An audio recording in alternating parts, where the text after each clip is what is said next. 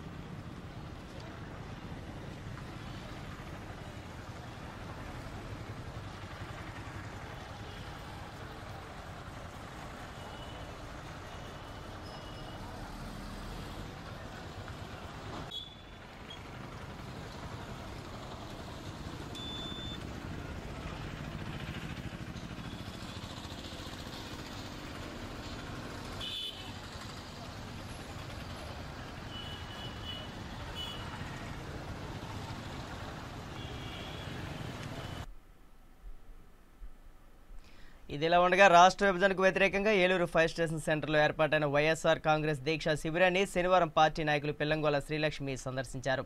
అనంతరం దీక్షలో పాల్గొన్న వారికి సంఘీభావం తెలియజేశారు.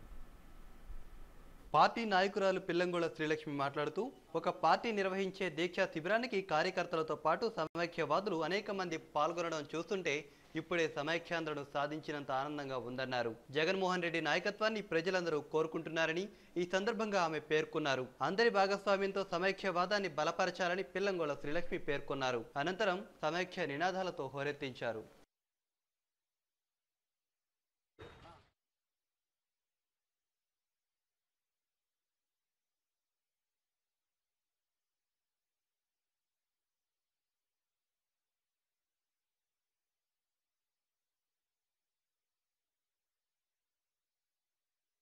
వైఎస్ఆర్ కాంగ్రెస్ పార్టీ ఆధ్వర్యంలో ప్రతిరోజు జరుగుతున్న రిలే నిరాహార దీక్ష శిబిరంలో పార్టీ నాయకులు కార్యకర్తలు పాల్గొనడం జరుగుతోంది. కానీ ఈరోజు మరి వినూత్నమైన చర్య ఒకటి ఇక్కడ జరిగింది. మరి ఏ పార్టీ సిద్ధాంతాన్ని అనుసరించి ఆ శిబిరంలో పార్టీ నాయకులు కార్యకర్తలు కూర్చోవడం అనేది సర్వసాధారణం. కానీ ఈ రాష్ట్రాన్ని సమైక్యంగా ఉంచేది ఒక వైఎస్ఆర్ కాంగ్రెస్ పార్టీ మాత్రమే అని నమ్మిన ప్రజలు స్వచ్ఛందంగా పార్టీ శిబిరంలో ఈరోజు దీక్షలో కూర్చోవడం అనేది నిజంగా శుభపరిణామం. మరి ప్లీడర్ గుమస్తాలు ఈ రోజున వైఎస్ఆర్ కాంగ్రెస్ పార్టీ ఆధ్వర్యంలో రిలే నిరాహార దీక్షలో కూర్చోవడం నిజంగా అభినందనీయం. వారందరినీ నేను ప్రత్యేకంగా అభినందిస్తా ఉన్నాను. రాష్ట్రాన్ని సమైక్యంగా ఉంచే పోరాటంలో పార్టీలకు అతీతంగా ప్రతి వ్యక్తి కూడా కలిసి పోరాడవలసిన అవసరం ఉంది అనేది వారు ఈ సమాజానికి ఇచ్చిన సంకేతంగా నేను భావిస్తా ఉన్నాను. మరి ప్రధాన ప్రతిపక్షమైన చంద్రబాబు నాయుడు గారు రాష్ట్రాన్ని సమైక్యంగా ఉంచడంలో పోరాటం చేయడంలో ఆయన విఫలమయ్యారు. మరి వైఎస్ఆర్ కాంగ్రెస్ పార్టీ నాయకులు జగన్మోహన్ రెడ్డి గారు మరి ఆ ఉద్యమాన్ని చేతపట్టి ముందుకు తీసుకెళ్తా ఉన్నారు. మరి ప్రజలు ఆయన్ని ఎంతగా విశ్వసిస్తున్నారో ఈ రాష్ట్రాన్ని సమైక్యంగా ఉంచేంత వరకు అవిశ్రాంత పోరాటం చేసేది వైఎస్ఆర్ కాంగ్రెస్ పార్టీ మాత్రమే అని ప్రజలు ఎంతగా విశ్వసిస్తున్నారో ఈ రోజున ఈ సంఘటన మరి రుజువు చేస్తూ ఉంది. మరి రాష్ట్ర ప్రజల ఆకాంక్షలకు అనుగుణంగా ఈరోజు సమైక్య శంకరరావు సభ విజయవంతం అవ్వాలని రాష్ట్ర ప్రజలందరూ కూడా కలిసి సుభిక్షంగా ఉండాలని మేమందరం కూడా కోరుకుంటా ఉన్నాం. ఏలూరు న్యాయవాద గుమస్తాల అసోసియేషన్ ప్రెసిడెంట్ గారు నల్లా రాము నేను ఈరోజు సమైక్యాంధ్ర మద్దతుగా హైదరాబాద్ జరుగుతున్న సమైక్య సంఘానికి మద్దతుగా మా ఏలూరు న్యాయవాద గుమస్తాలు వైఎస్ఆర్ శిబిరంలో ఈరోజు రిలే నిరాహార దీక్షలో కూర్చున్నాము. సమైక్యాంధ్రకు మద్దతుగా ఒక వైఎస్ఆర్ పార్టీ వచ్చి ముందుకు నిలిచింది. ఆ పార్టీకి మా ఏలూరు న్యాయవాద గుమస్తాల సంఘం తరపున మద్దతు తెలుపుతూ ఈరోజు శిబిరంలో 20 మంది న్యాయవాద గుమస్తాలతో కూర్చున్నాము.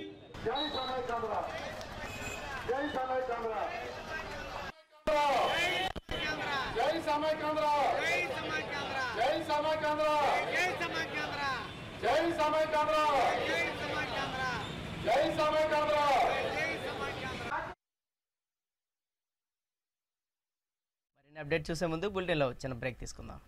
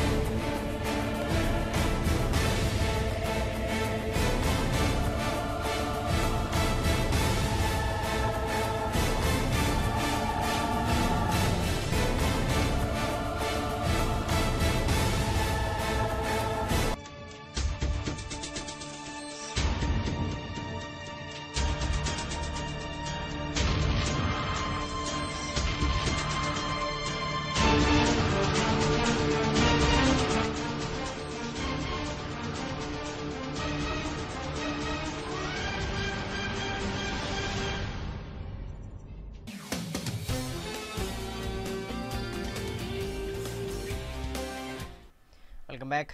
పశ్చిమ గోదావరి జిల్లా కాల గ్రామంలో గ్రంథి ప్రసాద్ అనే వ్యక్తి ఇంటి వద్ద నిల్వ ఉంచిన మందుగుండు సామాను ఇంట్లో ఎవరూ లేని సమయంలో పేలుడు సంభవించింది. పేలుడు దాటికి భవనం గోడలు, షట్టర్లు పూర్తిగా ధ్వంసమయ్యాయి. భవనానికి ఉన్న షట్టర్లు ప్రక్కనే ఉన్న నివాసాలపై పడ్డాయి. పేలుడు దాటికి పెద్ద శబ్దం రావడంతో చుట్టుపక్కల ఉన్న ప్రజలు ఆందోళన చెందారు. భయంతో పరుగులు తీశారు.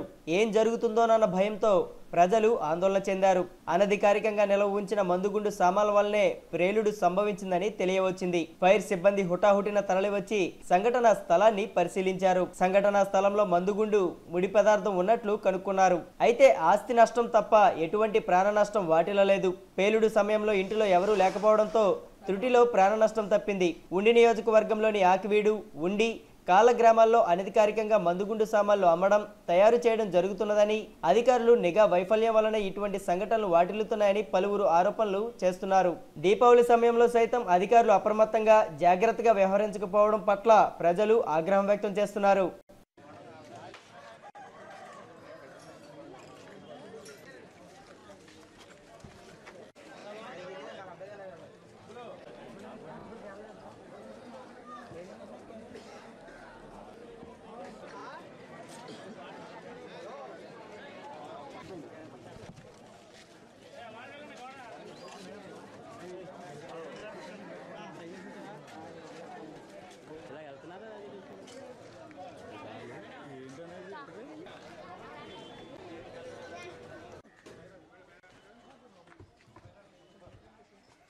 కొత్త ఈ పీపుల్స్ అంతా రావడం ఇవన్నీ లాగేశారు. దాని మీద మనకి ఎక్కువగా కనపడుతుంది. డ్యామేజ్ అనేది తక్కువగానే ఉంది.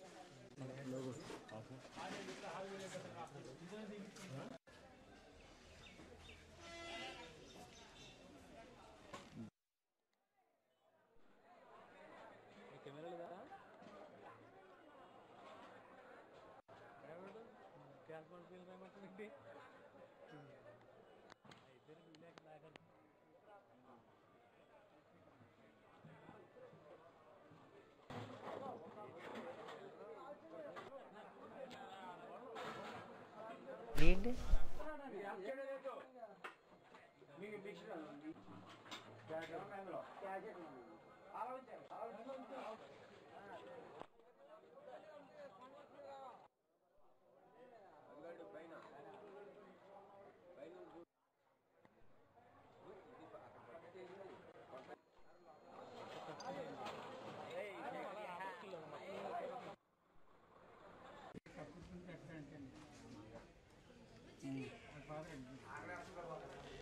మనం ఒక్కలేం పంపించాం. ఫస్ట్ అందరూ చేసుకుంటామని పంపించేస్తాం.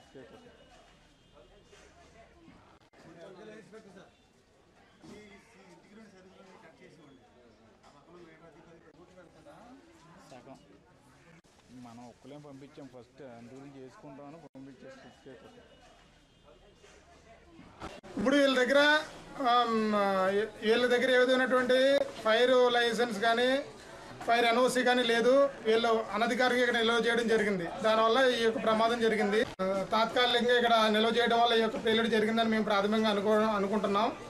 ఈ విధంగా ఫైర్ క్రాకర్స్ అనధికారికంగా నిల్వ చేయడం వల్ల వాళ్ళే కాకుండా చుట్టుపక్కల ఉన్న వాళ్ళకి కూడా చాలా ప్రాణాపాయ స్థితిలోకి వెళ్ళేటటువంటి అవకాశాన్ని సృష్టించిన వాళ్ళు అవుతారు. ఈ విధమైనటువంటి అక్రమమైనటువంటి ఫైర్ క్రాకర్స్ నిల్వలన్నీ కూడా ఉండడం చట్టవిరుద్ధం. ఈ విధమైనటువంటి కార్యక్రమాలు చేయడం వల్ల ఈ విధంగా నష్టాలు, ఆస్తి నష్టం, ప్రాణ నష్టం జరుగుద్ది. ఈ విధమైనటువంటి వారం రోజులుగా ఎడతెరిపి లేకుండా కురుస్తున్న భారీ వర్షాలతో వరి పంట దెబ్బతింది. దీంతో రైతన్నలు చాలా ఆందోళన చెందుతున్నారు. పంట చేతికి అందుతుందనుకున్న సమయంలో ఈ విధంగా వర్షం రైతన్నలను కోలుకోలేని దెబ్బతీసింది. దీనిపై తణుకు వ్యవసాయ అధికారులు పంట నష్టాన్ని తగ్గించే సూచనలు చేశారు. పశ్చిమ గోదావరి జిల్లా తణుకు నియోజకవర్గ పరిధిలో ఇరగవరం, అత్తిలి, తణుకు మండలాల్లో వందలాది ఎకరాల వరి పంట నేలనంటి రైతులు దిక్కుదోచని పరిస్థితిలో ఉన్నారు. ఈ పంటకు రైతులు స్వర్ణ రకం వేశారు. అక్కడక్కడ దాల్వా విత్తనాల కోసం 1010 రకం వేశారు. ప్రస్తుతం పాలు పోసుకుని గింజ తయారీ దశలో వరి ఉండడంతో ఈ వర్షం వలన పంట దెబ్బతినే అవకాశం ఉందని రైతన్న ఆందోళన చెందారు. ఇప్పటికే నీలం తుఫాన్ దెబ్బ నుండి కోలుకోకుండానే కొద్ది రోజుల్లో చేతికి రాబోతున్న పంట ఈ భారీ వర్షాలతో నష్టపోవలసి వస్తుందని రైతులు ఆందోళన చెందుతున్నారు. ప్రభుత్వమే రైతులను ఆదుకోవాలని రైతులు కోరుకుంటున్నారు. ప్రస్తుతం పడిపోయిన వరి పంటను ఏ విధంగా కాపాడుకోవాలనే దానిపై వ్యవసాయ అధికారులు పలు సూచనలు చేస్తున్నారు. వీటిని పాటిస్తే కొంతవరకు నష్టం నివారించవచ్చునని అంటున్నారు.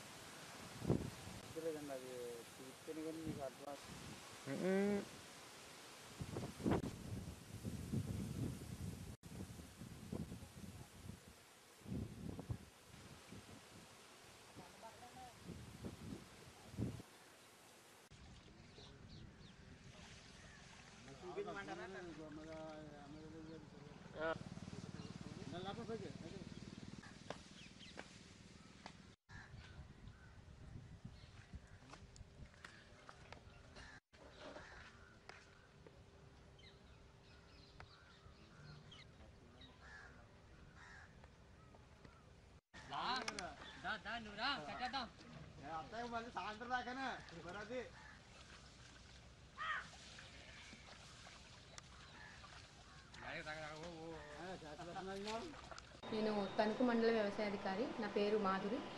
తణుకు మండలంలో మొత్తం 12,500 ఎకరాలు ఉంది. 12,500 ఎకరాల్లో మాకు ఎక్కువగా 95% వరకు స్వర్ణ వేస్తారు. 5% మాత్రం 1010 వేస్తారు. ఈ 5% 1010 మాత్రం చాలా వరకు హార్వెస్ట్ అయిపోయింది. కొంత ఏరియాలో అక్కడక్కడ విలేజెస్లో హార్వెస్ట్ అయిన తర్వాత పనల్ని పొలాల్లో వదిలేసి ఉన్నారు. అవి మాత్రం కొంచెం మొలక వచ్చేసినాయి. వాటికి మాత్రం బ్రైన్ సొల్యూషన్ టెక్నికల్గా చెప్తున్నాము, కానీ అది నష్టం కింద మేము రిపోర్ట్ కూడా పంపించడం జరిగింది. రెండవది స్వర్ణ కూడా 1250 ఎకరాల్లో పడిపోయింది మొత్తం మండలంలో.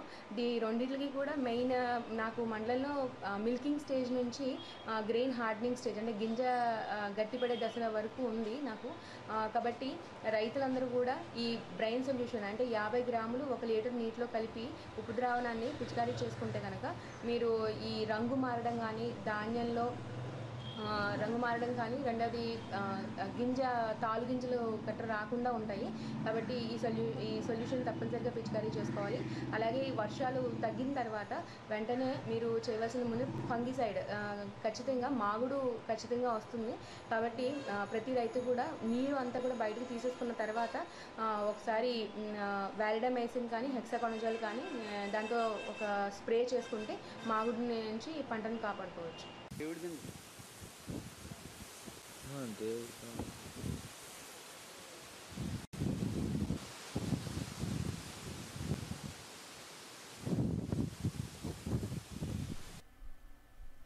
బాలయ్య అసలు గెటప్ ఏంటో దీపావళి రోజు చూపిస్తానంటున్నారు. ఆ వివరాలు బ్రేక్ తర్వాత చూద్దాం.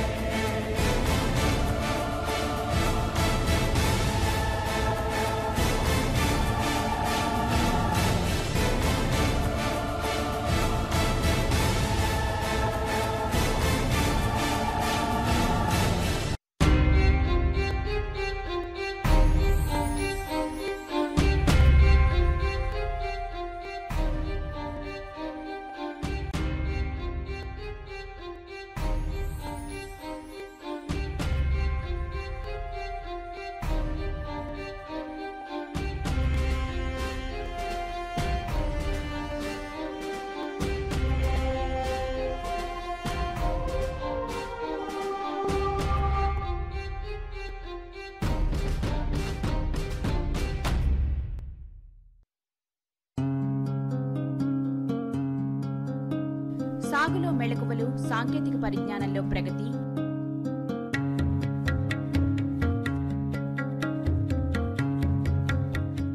ఏ మట్టికి ఏ పంట, ఏ పంటకు ఏ యాజమాన్యం,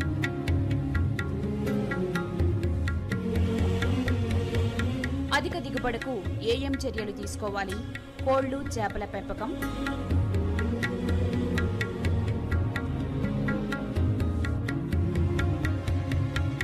పశుపోషణలో అధిక పాల ఉత్పత్తి, వ్యవసాయ అనుబంధ పరిశ్రమలతో మెరుగైన ఉపాధి పొందే మార్గాలు,